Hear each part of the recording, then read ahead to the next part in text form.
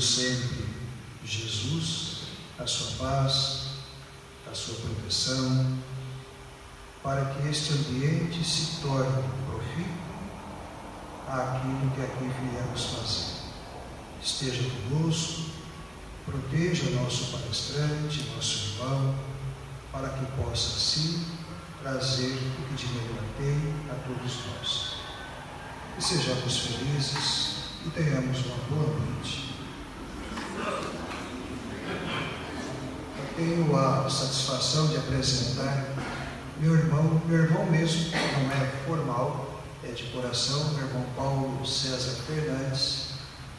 Todos conhecem, mas o Paulo tem como profissão inicial a advocacia e se tornou filósofo.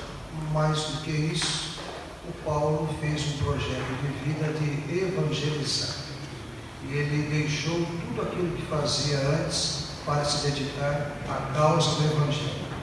E assim o faz, como assim planejou.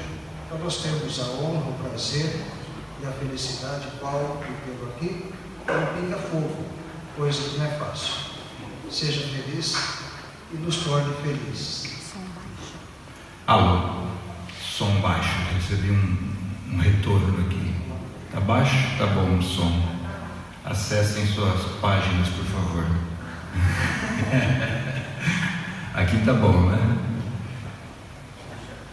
Boa noite a todos. Eu gostaria, em primeiro lugar, de agradecer ao Silvio, à Cláudia, ao meu irmão Dantas pelo convite, abrindo as portas mais uma vez dessa casa para nós investigarmos nossas vidas, mas não de uma forma cotidiana, não de uma forma comum, não de uma forma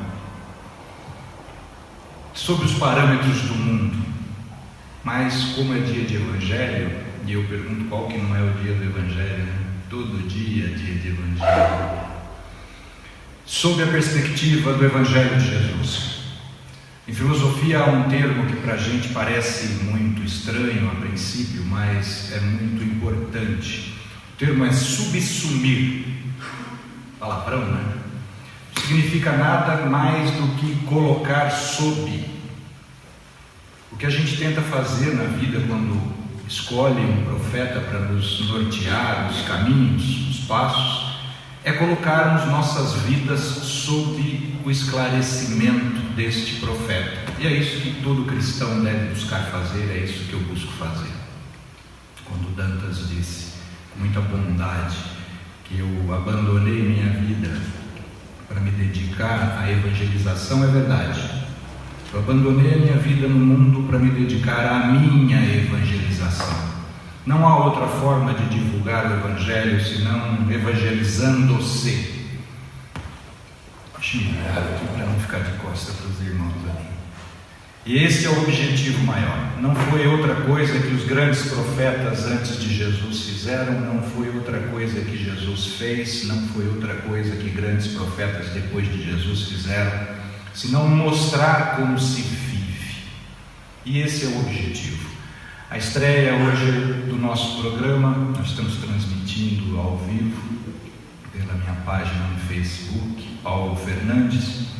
Eu queria agradecer a presença bondosa dos amigos que porventura estiverem da família Tato Save de Bauru, meus irmãos, muito embora haja um conflito hoje de transmissões, mas aos amigos todos que permitiram essa nossa fala. O desafio é fazermos uma investigação das nossas vidas, das nossas dúvidas, sob a perspectiva do Evangelho segundo o Espiritismo, do Livro dos Espíritos, da Gênese, das obras do Espiritismo, que é a proposta que nós fazemos hoje. E como é uma forma, o nome do programa é Dialética do Espírito, é exatamente esse o objetivo. Estabelecermos uma dialética para aferirmos os nossos padrões evangélicos de vida. Santo Agostinho, na pergunta 919 do Livro dos Espíritos, nos ensina a fazermos isso. Todos os dias, ao nos recolhermos, repassarmos o nosso dia e fazermos perguntas duras para nós. Os Os Espíritos nos dizem que a melhor forma de avançarmos espiritualmente é sermos duros conosco, moralmente, e suasórios, complacentes com as deficiências alheias. E fazer perguntas, mas perscrutar, diz Santo Agostinho. Perscrutar é fuçar na nossa consciência. O que eu fiz hoje contrariamente à lei de Deus ou contrariamente o dever de amar ao próximo como a mim mesmo? Essa é a pergunta 919, que é o meio prático mais eficaz de nos melhorarmos nesta existência e resistir uma influência do mal. E nessa proposta de abrirmos esse tipo de diálogo entre o espírito e a vida no mundo, essa é a proposta desse nosso programa. E nada melhor do que começarmos fazendo uma homenagem ao nosso querido Chico Xavier, que submeteu-se a essa disciplina, mas com propriedade, né? Não é esse o nosso objetivo, muito pelo contrário. Nosso objetivo é abrirmos um canal de comunicação de nós mesmos, espíritos, para as nossas vidas cotidianas, e de nós, espíritos, para com outros espíritos, para conseguirmos adequar a nossa postura de vida ao profeta que nós elegemos. Numa casa espírita, o profeta que nós elegemos para seguir é Jesus. Então eu agradeço essa oportunidade. Tem várias perguntas aqui que os irmãos mandaram para nós e vamos tentar responder, eu e o Dantas.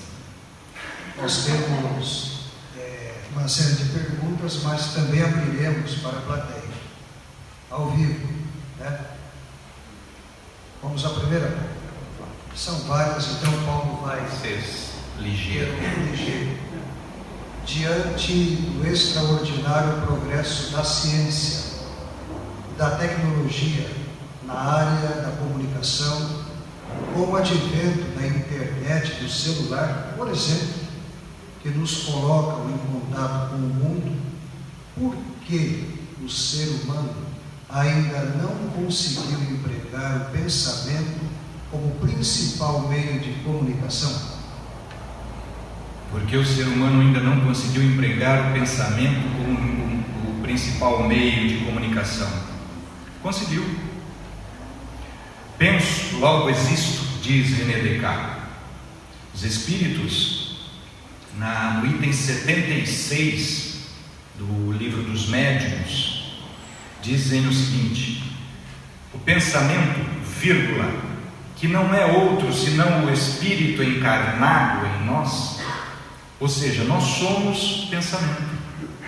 É que nós não estamos afeitos a essa investigação e a gente se surpreende muitas vezes com o que a gente age.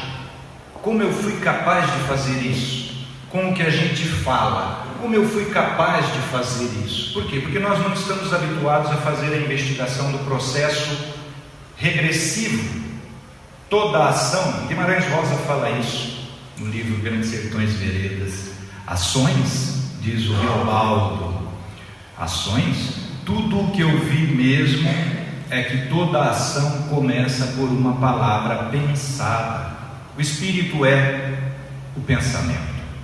Óbvio que o espírito em si, como essência, nós não temos condições ainda de conhecermos no sentido filosófico científico, mas a expressão primeira do espírito é o pensamento. E tanto isso é verdade que mesmo o materialismo, na sua expressão contemporânea, através da psiquiatria, da psicanálise de Sigmund Freud, na conferência 33, Freud faz uma investigação a respeito da telepatia. Ou seja, a telepatia é uma realidade humana. Então nós nos comunicamos por pensamento. Acontece que para nós ouvirmos o pensamento, tanto o nosso quanto o do outro afim, e qual é o pensamento que se dedica a nós todos os dias? Quem se comunica conosco por pensamento todos os dias? Nosso espírito protetor, nosso anjo da guarda, né, Silvio? Como o Silvio respondeu. A forma do espírito protetor, do anjo da guarda, se comunicar conosco é o pensamento. Agora, por que a gente não ouve?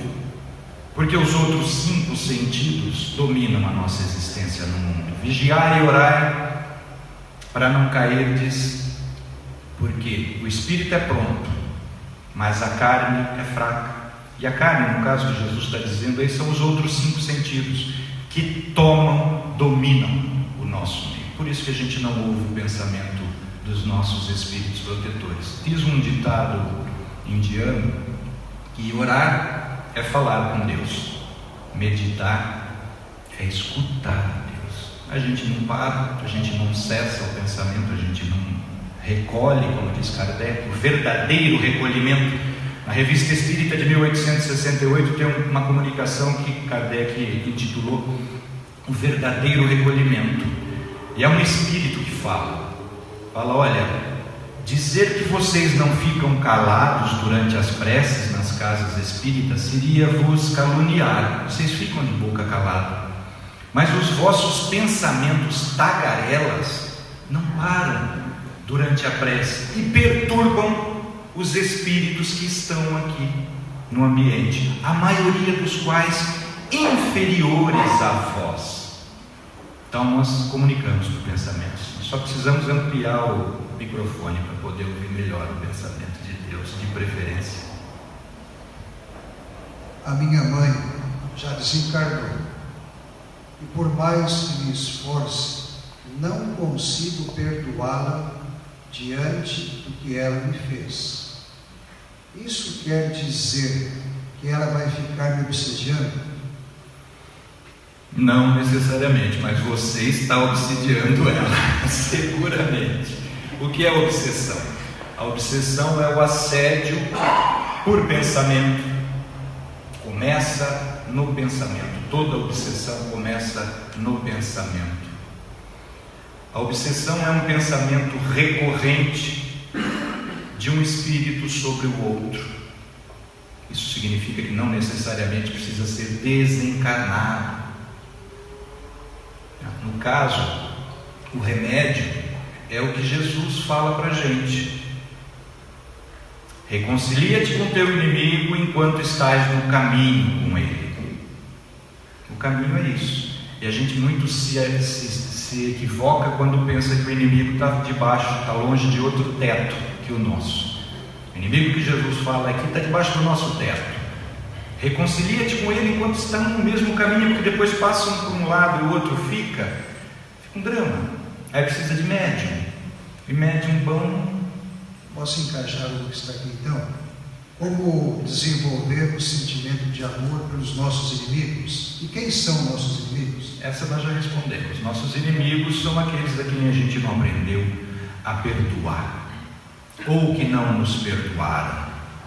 A chave para essa reconciliação, Jesus dedicou a maior parte da sua existência no mundo. Jesus dedicou-nos a ensinar, a abrirmos com essa chave para a reconciliação, para o aprendizado do amor e ao perdão. Jesus dedicou grande parte da sua vida, a maior parte da sua vida, vira e mexe, ele dava uma sobre o perdão. Seus últimos esforços vitais ele usou na cruz para ainda mais uma vez nos ensinar o perdão. E a chave para nós desenvolvermos o perdão aqui não tem outra mais eficiente senão a reencarnação. É nos convencermos da reencarnação, que estamos todos aqui para reconciliarmos com aquilo que nós nos desarmonizamos, para reerguermos aqueles que nós derrubamos em outras existências, para reconstruirmos aquilo que nós destruímos, todos nós. E cada um vem, porque esse é um dever de cada espírito, desenvolver, evoluir a própria consciência, evoluir a própria vontade, transformar uma vontade ainda animalizada, impulsionada muito mais pelos instintos corporais do que pela consciência do dever, transformar essa vontade cega, essa vontade instintiva ainda, dominar o instinto com boa vontade.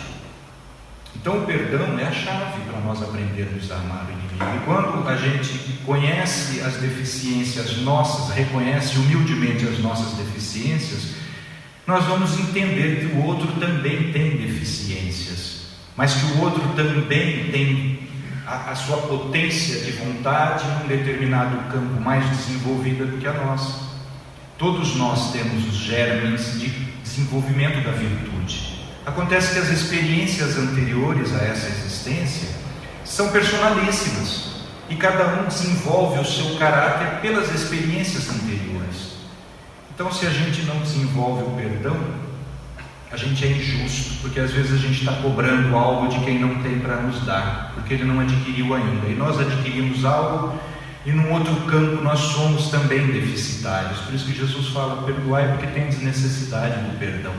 É o perdão, e o perdão a gente não dá para o outro. O primeiro beneficiado do perdão somos nós mesmos, que a gente tira das nossas costas aquilo que Jesus falou. A montanha, diz para essa montanha de mágoa: vai para lá, vai embora, e ela vai. O perdão é para isso. Nós temos uma orientação espírita em relação aos nossos sentimentos e comportamento diante de um ente querido que desencarna. O que devemos fazer? Ainda podemos ajudá-lo de alguma forma, mesmo que tenhamos falhado quando estava aqui encarnado? Esse é um dos maiores dramas da existência: perder um filho antes da gente e constatar que este filho não foi educado da maneira mais adequada. E qual é a maneira mais adequada? Se eu sou budista, seguindo Buda. Se eu sou islâmico, seguindo fielmente o Alcorão. Se eu sou judeu, seguindo a Torá, o Talmud. Se eu sou cristão, seguindo o Evangelho. Essa é a melhor maneira de educar os nossos filhos. Mas o mundo nos consome de preocupações, e às vezes, muito compreensivelmente, a gente deixa a desejar na educação. Há no Evangelho segundo o Espiritismo uma comunicação do Espírito Santo Agostinho, que se encontra no capítulo...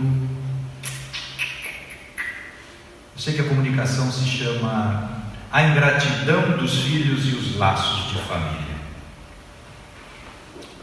Santo Agostinho, ali nessa comunicação, ele resume a doutrina moral espírita inteirinha, porque ele mostra esse dilema dos pais com os filhos, e sobretudo dos filhos mal educados.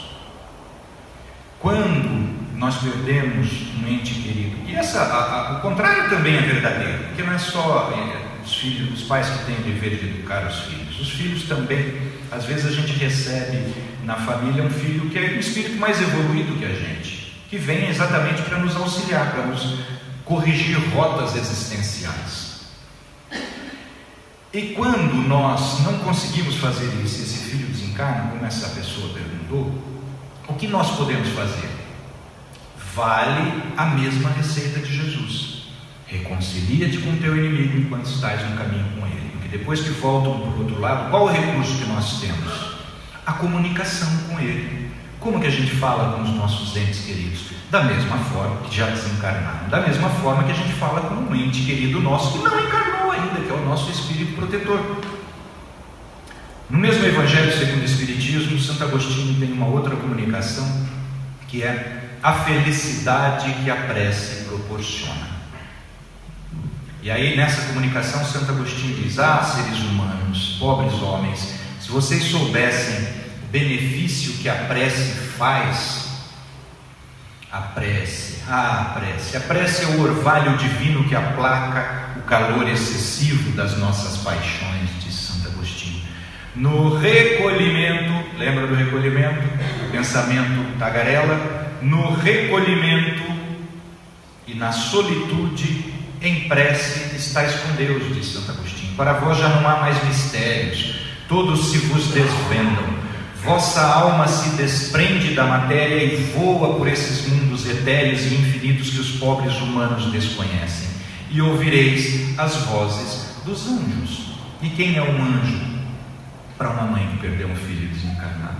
É o filho desencarnado. Conversa com ele, ora por ele, porque ele também tem espírito protetor. Os espíritos desencarnados também têm um espírito protetor, um anjo de guarda. E se ele não está em condições, se ele desencarnou em condições sofridas, ele não vai ouvir a sua prece. Mas o espírito protetor dele vai ouvir e vai interceder. Esta é a forma de nós continuarmos educando aos nossos entes queridos que já desencarnaram, principalmente se eles forem em condições espirituais sofridas. É ao mesmo tempo em que nos educamos espiritualmente. Deus não nos colocaria aqui para impedir-nos a continuidade dessa relação. Ele não seria pai. É que nós não descobrimos ainda a eficiência da fé e a força da prece nesse sentido. Porque seguramente, a partir do momento em que se conseguir eficiência nessa comunicação por pensamento e sentimentos, a pessoa vai sonhar com o filho já numa condição melhor. Porque durante a noite nós saímos do corpo, durante a prece, Santo Agostinho diz que a gente sai, nossa alma se desprende e encontra com os nossos entes queridos. Mas é difícil para nós vencermos os 5 sentidos mesmo durante a prece. Mas durante o sono a gente vence, porque os sentidos estão bloqueados. E aí a gente sai e se encontra com os nossos entes queridos. Por isso que é muito importante a gente orar antes de dormir, que é para preparar a nossa noite, para preparar a nossa saída do corpo e chamar aqueles com os quais a gente quer se reencontrar. Não vai dar tempo, seguramente. A depressão é um processo de auto-obsessão? Eu estou do lado de um dos maiores especialistas em depressão aqui, mas ele já fez palestras a respeito disso. Não sei se gravou, acho que infelizmente não. Precisamos repetir e transmitir para ficar guardado, porque tem muita gente precisando. A depressão é um processo que, penso eu, e por favor, me corrija imediatamente na medida em que eu for me equivocando, e seguramente vou me equivocar perto de você nesse departamento. Mas a depressão não é uma patologia, não é um efeito que tem uma origem única, penso eu. Assim como nós, todos os nossos sentimentos, as nossas emoções, têm uma série de fatores que contribuem para que nós constituamos o que a gente chama de caráter hoje. Personalidade, nós temos uma grande psicóloga aqui, pelo menos eu só conheço essa, né? Mas a personalidade, a origem dessa palavra vem do teatro grego. Persona era aquela máscara que os artistas do teatro grego vestiam para desempenhar um papel. Então eu vou desempenhar um papel, eu tenho uma personagem, eu visto a persona e desempenho aquele papel. É o que a gente faz aqui no mundo. A gente veste várias personas aqui. Uma persona de profissional, uma persona de pai, uma persona de espírita, né, bonitinho aqui na frente, falando todo comportadinho, amoroso, com carinha de Dalai Lama, né? Agora que sai no trânsito, eu quero ver o que vira o bicho aqui, né? Vira o bicho, né? Então essa é a persona que a gente veste. Mas o caráter são os traços de personalidade indeléveis, profundos, que não se mudam facilmente. Isso é o caráter. E qualquer criança de primeira idade já demonstra certos traços de caráter. Então, a depressão tem vários fatores. Não é só um processo de auto-obsessão. O processo de auto-obsessão eu chamaria de egoísmo, que é a doença do ego. É uma pessoa que só pensa nela. O mundo não existe. É só ela que existe. A depressão é um processo que se inicia em encarnações passadas, que vão mudando o nosso caráter. O que nós somos hoje somos frutos das nossas experiências anteriores. Quem tiver filho gêmeo univitelino, criado pelo mesmo pai e mesma mãe, se for trigêmeos univitelinos, melhor ainda. Observe, foi criado pelo mesmo pai e mesma mãe, a mesma escola, o mesmo bairro. Vê se tem um caráter igual ao outro. Não tem. Então, a depressão é hoje estourar dramas existenciais, traumas que nós vivenciamos em existências passadas, sim. Mas também há um componente muito grande de traumas que nós possamos ter vivenciados, que nos marcaram profundamente nessa existência, assim como na pergunta 471 do Livro dos Espíritos, no capítulo da influência do mundo espiritual no mundo material, que começa a pergunta 456, se não me engano, mas a 459 todo mundo sabe. Influenciam os espíritos nos nossos pensamentos e nas nossas ações? E a resposta todo espírito que começa a estudar sabe, né? Muito mais do que imagina. De regra, o que a gente pensa, que é pensamento nosso, que gera um sentimento em nós, os espíritos respondem, via de regra, de ordinário, são os pensamentos dos espíritos ao nosso redor. Então o que a gente sente, o que a gente pensa, está diretamente e profundamente influenciado pelos pensamentos que são oriundos dos sentimentos dos espíritos ao nosso lado. Quem tiver alguma dúvida disso, se for católico, protestante, vê lá na carta de São Paulo aos Hebreus, se não me engano, capítulo 11, que São Paulo fala assim: e nós que vivemos cercados por essa nuvem de testemunhas. Essas testemunhas que São Paulo já se referia lá, que é o mundo espiritual ao nosso redor, que Kardec diz que pulula os espíritos ao nosso redor, na pergunta 471, no mesmo capítulo da influência do mundo espiritual no mundo material, Kardec pergunta o seguinte: quando sofremos uma ansiedade indefinível e uma angústia sem causa concreta, devemos atribuir a desequilíbrios orgânicos? Hoje um neurocientista perguntaria: devemos atribuir a distúrbios dos neurotransmissores dados no nível sináptico, dos dendritos cerebrais? Estou do lado do especialista aqui em neurociência e psiquiatria. Então o que o Kardec está perguntando é o seguinte: quando eu sinto ansiedade incontrolável e angústia sem causa, existe algum diagnóstico de depressão sem algum desses dois sintomas? Angústia indefinível e ansiedade incontrolável. É um transtorno. Qual transtorno? Um transtorno misto, né? Aí os espíritos respondem: não. Normalmente esses sintomas são efeitos das comunicações que inconscientemente entrais com os espíritos no dia a dia ou à noite no sono. Um dos principais efeitos desta simbiose, dessa troca imbricada de sentimentos que nós conservamos com os espíritos ao nosso redor, se manifestam em nossas emoções, em nossos próprios sentimentos. Se aproxima um espírito doentio de mim, entristecido, eu, como sou uma pessoa que desenvolvi a mediunidade de uma forma a exercitá-la nessa encarnação, e desenvolvi não foi aqui, foi em outras encarnações, para praticar aqui. Se eu tenho uma sensibilidade espiritual muito aguçada, passou um espírito do meu lado com tristeza, eu começo a chorar na hora. Via de regra, os espíritos que frequentam o mundo não estão com tristeza, eles estão com raiva. Então eu saio chutando o cachorro. Esse é um dos efeitos, né? Kardec, o Dantas deu uma aula uma vez e eu queria saber por que eu sofria isso. Porque eu sempre ouvi que é porque tem sentimentos iguais que a gente passa mal com a presença de um espírito ou raivoso ou um espírito triste. E aí o Dantas me ensinou. Não, Kardec mostra que é exatamente o contraste, né, Dantas, entre os sentimentos que faz com que a gente passe mal. Então a depressão tem um componente de existências anteriores, tem uma ideia fixa da pessoa que não se resolve, não se conhece, por isso que não se resolve, não conhece a sua origem em Deus e a sua destinação em Deus, e não encontra sentido nessa existência, porque aqui o buraco é bem mais embaixo. No mundo tereis aflições, diz Jesus, e essas aflições são graves.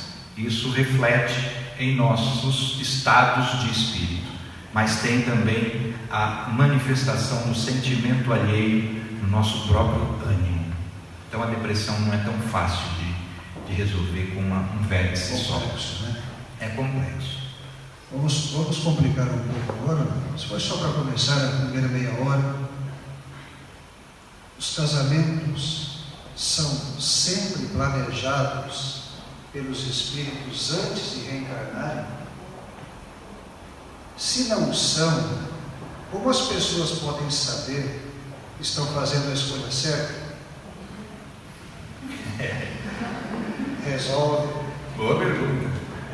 A gente conhece muito pouco, a gente escuta muito folclore a respeito disso, mas tem uma postura do Kardec que mostra o seguinte: ele analisa no Evangelho, no Livro dos Espíritos, a questão das almas gêmeas, as chamadas almas gêmeas, as tampas de panela, né? A metade da laranja, segundo o famoso Fábio Júnior, né? O que a gente quer saber é isso. E Kardec diz: olha, não existem almas gêmeas no sentido de uma completar a outra, porque toda alma é completa, todo espírito é absolutamente completo, todo espírito é absolutamente pleno de possibilidades de se tornar, como Jesus disse, sois deuses, de autodivinização. Então, essa história de que um espírito completa o outro, isso é romantismo barato do século XIX, do movimento filosófico chamado romantismo. Nós temos Augusto dos Anjos, um dos principais poetas brasileiros. Temos o Richard Wagner, né? Um escritor, um músico, compositor alemão, que é do movimento romântico. O espiritismo surgiu no seio da filosofia do romantismo. Mas há sim condições de nós planejarmos o casamento, principalmente quando já conscientizaram-se os dois espíritos de que podem, se unindo, auxiliar a outros espíritos que receberão como filhos. Isso é muito comum, André Luiz mostra isso nas suas obras com toda clareza. Mas nem todo casamento se realiza assim. Se nós pegarmos o capítulo introdutório da obra Libertação, do André Luiz também, ali existe uma informação do espírito André Luiz que é aterrorizante para nós, porque diz que os espíritos no submundo espiritual, nos submundos trevosos, também programam reencarnações. Diz André Luiz com todas as letras: eles sequestram os departamentos reencarnatórios e mandam para cá espíritos preparadinhos para realizarem o trabalho deles. Então, essa é uma questão muito difícil para nós, que parece que Deus perdeu a mão, né? Não. O que Jesus fala para a gente? Olha, vigiai e orai, para não cairdes em tentação. Porque o espírito é pronto, mas quando mergulha aqui, a carne nos torna todos obtusos. Esse é o grande drama. Dá para a gente saber como que a gente planejou o casamento? Dá. Tendo filhos.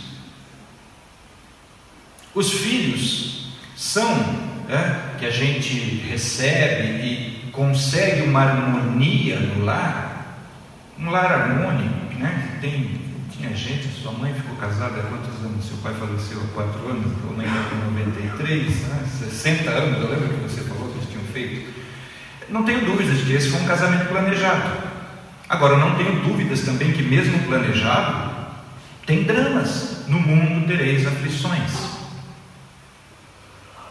Os filhos que a gente cria com toda a dedicação de evangelização, com dedicação moral, é um bom sinal de que o casamento foi planejado. Agora, como a gente evolui e é independente a nossa obrigação de evoluir, Jesus deixou isso muito claro ao João Evangelista naquela obra Boa Nova. Se não são planejados, como a gente sabe se fez a escolha certa? Os filhos. Se tiver filhos, a escolha certa, porque encarnar, salvo organização muito, muito rigorosa, não é tão fácil. A gente precisa ser muito convincente como pais como espíritos, para trazer alguém que se submete à nossa orientação. É uma humildade muito grande dos nossos filhos. Então esse é um bom sinal. Agora, a maioria dos casamentos hoje são por acaso, né? Porque há 30, 40 anos atrás, a relação dos jovens não era tão fácil, a relação sexual não era tão comum quanto é hoje. Então, ele tem espírito doidinho para encarnar. Não programou, mas teve uma relação sexual e está pronto para vir, vai vir. Estão precisando. Nesse campo aqui temos várias agora. Considerando as discussões sobre igualdade de gênero e o avanço da representatividade feminina, como o Espiritismo compreende o papel da mulher nos tempos atuais? Vamos esclarecer um pouco esse termo igualdade de gênero.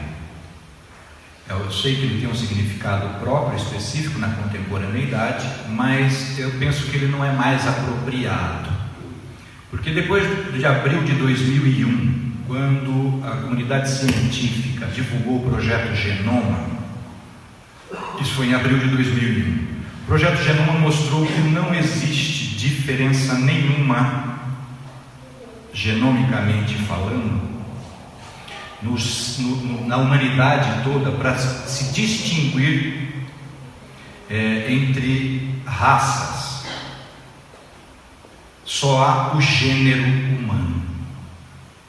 Isso é muito importante, porque hoje falar em racismo de qualquer lado, preconceito racial, é uma ignorância em relação ao projeto Genoma. Não há raças distintas, só há o gênero humano. Não há quantidade genética o suficiente para se distinguir entre uma raça e outra. O ser humano é absolutamente, podemos considerar absolutamente idêntico do ponto de vista genômico.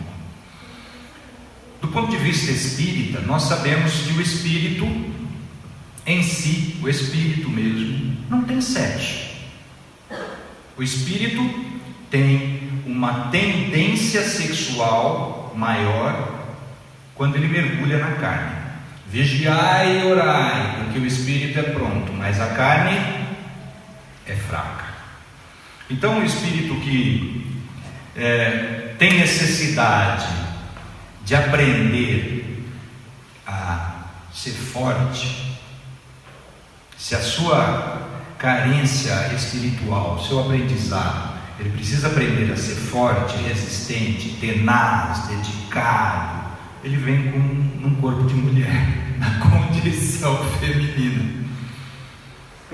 Se ele precisa aprender a ser forte fisicamente, tenaz, dedicado, obstinado, mas um departamento que exija força e tenha pouca sensibilidade, ele vem mergulhado num corpo masculino.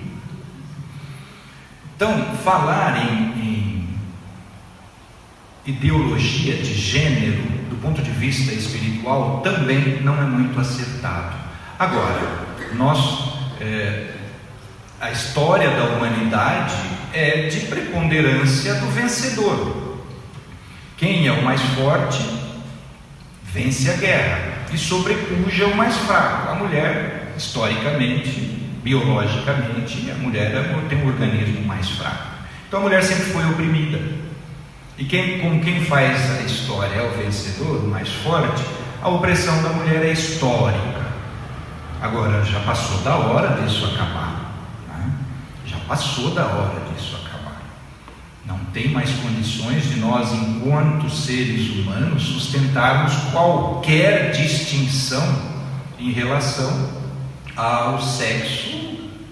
Isso é um absurdo, porque se fisicamente somos diferentes, né, só na aparência, intelectualmente é absolutamente idêntico e principalmente sentimentalmente todos nós temos as mesmas carências. Então a opressão da mulher hoje é uma barbárie medieval que nós precisamos extinguir. Que explicação se dá sobre os excessos sexuais que temos presenciado?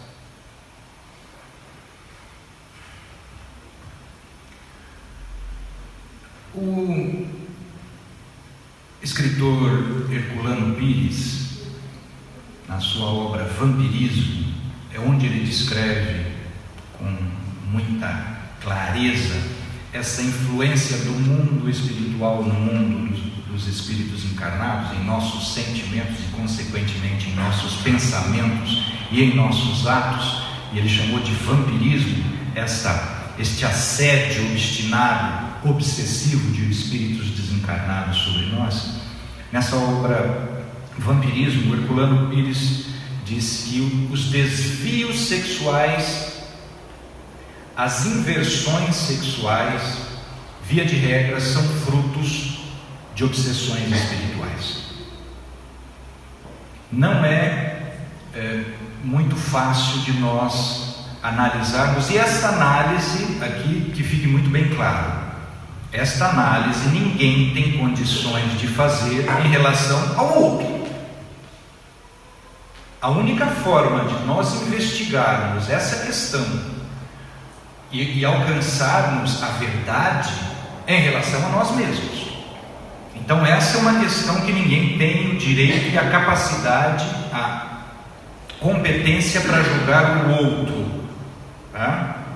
Porque só quem conhece a si mesmo, quem é capaz de conhecer a si mesmo, somos nós e o nosso espírito protetor. Mas os excessos sexuais podem advir também de uma tendência que eu já trago de desequilíbrios sexuais neste campo do ser humano, do espírito, de existências anteriores, que seguramente serão potencializados pelo meu espírito obsessor que me acompanha de outras existências. Então, quando eu perco o controle sobre isso é muito grave. Tem um ator americano que casou-se, Michael Douglas, com a Catherine Zeta-Jones, é esse o nome dela, e teve uma cláusula, um pacto pré-nupcial deles, que se ele traísse ela, ele teria que pagar, acho que 50 milhões de dólares, um negócio assim. Foi uma boa forma de frear o distúrbio dele. Mas Herculano Pires diz que esses desvios de qualquer ordem, as inversões sexuais e os excessos sexuais, são frutos de obsessão. Mas só quem tem condições de se autoavaliar nesse sentido é a própria pessoa que sofre dessa patologia. Agora, só rapidinho para dar tempo, porque já está no mérito. O estertor da glória. A homossexualidade tem a aprovação do céu ou é um desvio de conduta? A homossexualidade, Divaldo entrou recentemente, o professor Divaldo Franco entrou numa fria tentando responder essa questão. E quem sou eu, para respondê-la com propriedade perto do Divaldo? Mas pegando essa informação do Herculano Pires, que diz que as inversões sexuais, segundo ele, são frutos de obsessão espiritual, eu posso dar um testemunho de 4 grandes amigos meus que são homossexuais e com os quais, durante um bom período, agora não mais, porque cada um foi para um canto, mas eu convivi muito proximamente. E eu, como médium, percebia a influência de espíritos neles. Mas eu sei também, pelo ensino de Kardec, que os espíritos obsessores só potencializam aquilo que a gente já tem. Então eu vejo essa questão da homossexualidade com 3 possibilidades, e vale absoluta e totalmente o mesmo critério de investigação. Ninguém tem competência para julgar o outro também nessa questão. Só a própria pessoa que é capaz de avaliar o porquê de ter uma tendência homossexual. Porque o espírito, como a gente já estudou no Kardec, não tem sexo. E conversando com um grande amigo meu, inclusive é padrinho de batizado desse meu filho aí, ele falou: por que eu sou homossexual? Nós dois conversando, há 1 ano, 2 anos atrás. Eu falei: porque você escolheu. Ele falou: não, absolutamente não. Se fosse escolha, eu não escolheria, porque é muito doído. A gente sofre muito. Eu não consigo ser diferente. Então eu tenho 3 pouca capacidade de investigação nesse quesito, nessa questão. Há 3 possibilidades. O espírito encarnou as várias últimas encarnações como mulher, precisando aprender as virtudes que nos favorecem a encarnação no corpo feminino, e aí, precisando aprender um pouco as virtudes que um corpo masculino nos dá, encarna num corpo de homem e traz no seu caráter, que o caráter é o substrato profundo das nossas personalidades anteriores, e tem uma tendência a um comportamento mais delicado. Esse é um dos aspectos que eu coloco como uma das possibilidades. Outra é a possibilidade do que o Herculano Pires coloca, da obsessão. Porque, como esse meu amigo falou, é muito doído, é muito sofrido ser homossexual, principalmente no Brasil, onde a ignorância da sociedade ainda é flagrante, não tem respeito com ninguém e principalmente com as diferenças. E a terceira possibilidade que eu colocaria é a opção mesmo. Gosto desse estilo de vida e optei.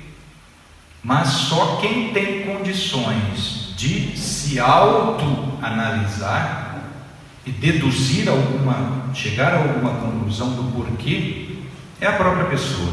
Agora, Deus não condena ninguém, né? Não pode ser nada condenável, a não ser que você prejudique outra pessoa. Aí não é a opção sexual o que constitui privilégio do mau caráter, né? Não é a profissão, isso é da própria pessoa. Então, com relação à homossexualidade, só quem tem condições de avaliar qual é o fator preponderante na sua opção é a própria pessoa. Fazer um outro foco. O Espiritismo fala sobre a cremação. Sobre a cremação? O Espiritismo, Kardec, não sei, não me lembro de Kardec ter analisado a cremação, mas eu, como espírita, eu penso que é muito caro. Podia ser mais barato. Podia ser mais barato. Na brincadeira à parte, o que Kardec fala, o que os espíritos falam em relação ao corpo? Teu corpo é nada, textualmente. Esses são os termos, essa é a palavra, o vocabulário que se encontra no livro dos Espíritos. Teu corpo é nada, teu espírito é tudo. Então, qual o destino que se dá ao corpo depois de, mas pelo amor de Deus, né? Depois de atestado pelo Dantas e o amor. Minha mulher está aqui também, só crema depois que o Dantas fala, pode cremar. E ele não tem conseguido fazer comigo o que Jesus fez com Lázaro. Depois de 4 dias que estiver fedendo já, e o Dantas não conseguiu, aí você crema. Então, mais uma lá. Isso aqui é interessante porque é uma pergunta comum, não no sentido mais interessante. Tomar remédio para dormir atrapalha ou impossibilita que o espírito se desprenda durante o sono? Depende do remédio. Seguramente está falando de alguma química que faça dormir mais fácil. Responda essa para nós. O sono é um transe. Se você toma um remédio e acelera o transe, é que ele sai. Aí vai mais rápido. Mas o psiquiatra Francisco Cajazeiras, espírita, ele diz que, por suas pesquisas nesse campo, a insônia é sinal flagrante de obsessão. Porque quando a gente sai do corpo, o que acontece? Vocês estão perdidos, né? A gente encontra com nossos anjos de guarda, né? Mas, via de regra, quem está no pé da cama esperando a gente não é Jesus, é o Genésio. A gente não ora para dormir direitinho, né? Então, quando a gente sai do corpo, dá de cara com o Genésio. O que acontece? Assusta e volta para o corpo, não sai. É uma defesa, isso que diz o Francisco Cajazeiras. É uma defesa do espírito à insônia. Agora, se toma comprimido, eu nunca tomei, então não posso falar. O espírito evolui com as encarnações. podemos dizer que o perispírito também evolui? Kardec é categórico nesse ponto, né? A matéria também evolui. Os espíritos dizem que a matéria evolui também. E o perispírito é matéria. Matéria, hoje a gente pode já falar de uma forma analógica em estado quântico, mas é matéria. Agora, quem determina o estado sadio ou doentio, denso ou sutil do perispírito é a consciência espiritual. Espírito são, corpo espiritual são, corpo material são. Então, os espíritos dizem que vai chegar um determinado estágio evolutivo de espíritos puros que nós alcançaremos, que nem perispírito nós teremos mais. Mas à medida que nós evoluímos moralmente, nós evoluímos sentimentalmente, nossos sentimentos se elevam. E aí o perispírito fica mais levinho, vamos dizer assim. Interessante, falando em sonhos. Trabalho no local para cuidados de doenças psiquiátricas e dependentes químicos. E quando iniciei esse trabalho, passei a ter sonhos perturbadores. Qual a relação do meu trabalho com esses sonhos dentro da visão espírita? Esse mesmo psiquiatra Francisco Cajazeiras, ele diz que ele tem um livro sobre análise de sonhos. Ele diz que o sonho é do sonhador. Assim como ninguém tem capacidade, autoridade para analisar a condição moral do outro, ninguém também tem capacidade, né, para analisar o sonho do outro. O sonho é sempre do sonhador. Mas indubitavelmente, segundo a lógica espírita, quando nós adentramos a um ambiente, principalmente num ambiente desse de trabalho, onde tem desarmonia espiritual flagrante, consequentemente, Chico Xavier dizia que quem levava para o hospício, antigamente chamava hospício, né? Eram os ex-companheiros de outras encarnações que não haviam perdoado a obsessão. Kardec mostra isso na Gênese, no livro dos médiuns, e na revista Espírita, estudo sobre os processos de Morzine. Ele fala da loucura obsessional. O sonho pode ser pesadelo, nesse caso, a pessoa que trabalha no hospital psiquiátrico, pode ser uma má preparação da noite, não orou com eficiência. Se orar com eficiência, o Espírito Protetor vai velar por nós, né? E vai impedir qualquer assédio espiritual injusto, porque Deus é justiça acima de tudo. Então, um assédio espiritual injusto, Deus não permite, o nosso Espírito Protetor bloquearia. Agora, o sonho é complicado, porque o sonho tem três, pelo menos, modalidades: o sonho da imaginação, o sonho de encontro com nossos espíritos protetores, e o sonho, pesadelo, via de regra, que é o encontro com os nossos queridos obsessores.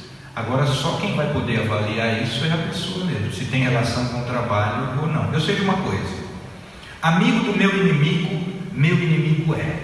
Isso aqui no mundo é assim, no mundo encarnado, no mundo espiritual é a mesma coisa. Então, todas as vezes que a gente tenta ajudar uma pessoa e essa pessoa não está fazendo a sua obrigação, o seu inimigo se volta contra nós. Tem uma pergunta longa que eu resumi aqui. Vivemos numa sociedade, entre aspas aqui, exalando vibrações negativas. Podemos permitir que algum espírito nos acompanhe? Caso sim, ao entrarmos na casa espírita, a espiritualidade irá detê-lo?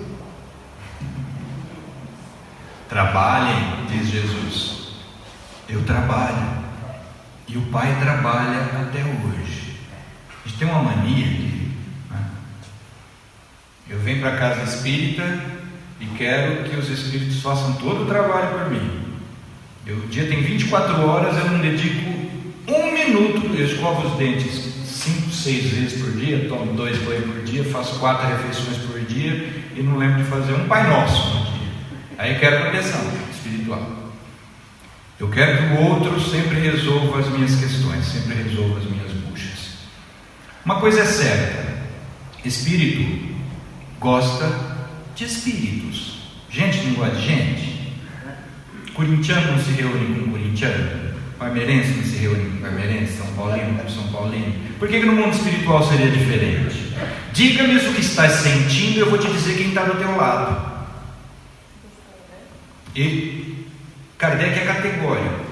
Se eu vou para uma reunião mediúnica, se eu vou para uma reunião de psicofluidoterapia, tomar passe, cirurgia espiritual, e eu trago o meu espírito obsessor, porque eu me afinizo com o sentimento dele, Deus não violenta consciências. O espírito protetor nosso não tolhe o nosso livre-arbítrio. Então a obrigação de manter a nossa casa espiritual, Jesus falou isso para o jovem que ele libertou de espíritos.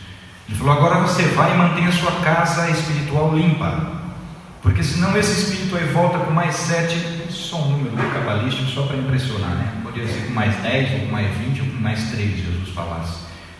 Se mantenha equilibrado, procura seguir o caminho, porque senão ele volta com outros e o seu estado espiritual vai ficar pior.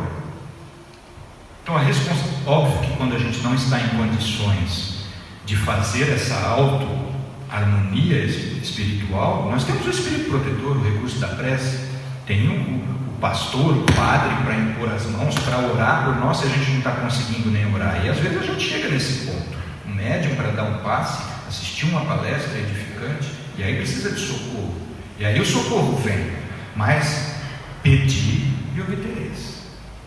Vamos por 3. Quem é médium? Só as pessoas que recebem espíritos? De que forma podemos saber se temos algum tipo de mediunidade e somos obrigados a desenvolvê-la? Existe um limite de idade para desenvolver a mediunidade? Se não, com que idade normalmente se inicia? Kardec usa o termo mediunidade de uma forma bem didática, e ele usa em duas modalidades. É uma faculdade única, mas em diversos níveis de percepção. Ele diz que todos somos médiuns. E se eu esquecer de explicar porque a gente me lembra de voltar. Agora eles falam: eu vou chamar de médiuns para efeito didático. Não nos esqueçamos que Kardec estava organizando uma doutrina nova com vocabulário completamente novo e precisava ser o mais claro possível. Ele fala: todos os homens são médiuns, mas para efeitos didáticos eu vou chamar de médiuns, para a organização do livro dos médiuns, aqueles que têm condições de psicografar, de psicofonar, de manifestar a comunicação de um espírito de uma maneira clara, compreensível, de traduzir os pensamentos dos espíritos de uma forma em que a comunicação humana, verbal ou escrita, seja eficiente. Nesse sentido, todos somos médiuns. O espírito Bezerra de Menezes diz na obra Dramas da Obsessão, introdução da obra Dramas da Obsessão, psicografada pela dona Ivone Pereira, ele fala: todos somos médiuns, todos os homens são médiuns, mas poucos conseguem identificar em si esta faculdade, porque poucos se conhecem. Como que se dá a comunicação espiritual? A gente está falando disso no comecinho aqui, através do pensamento. Como que a gente fala com o nosso espírito protetor? Pelo pensamento. Existe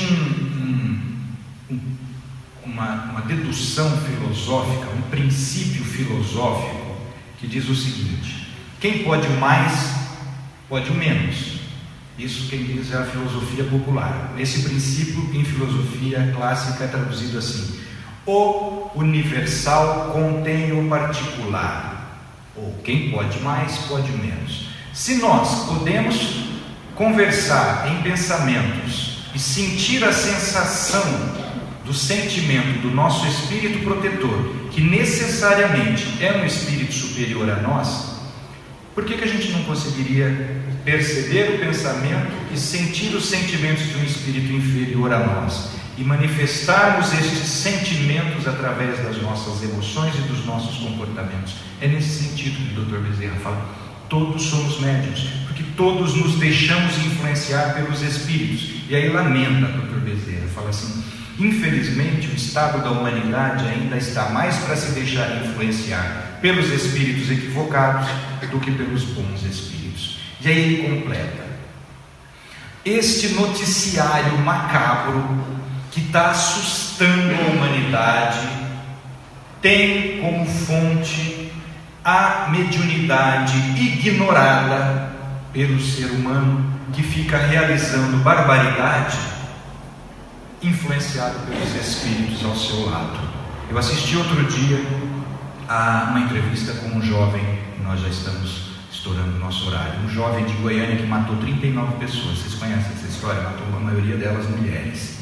E o repórter perguntou: por que você fazia isso? Ele falou: eu sentia um impulso para fazer isso e eu tinha que fazer, e fazia.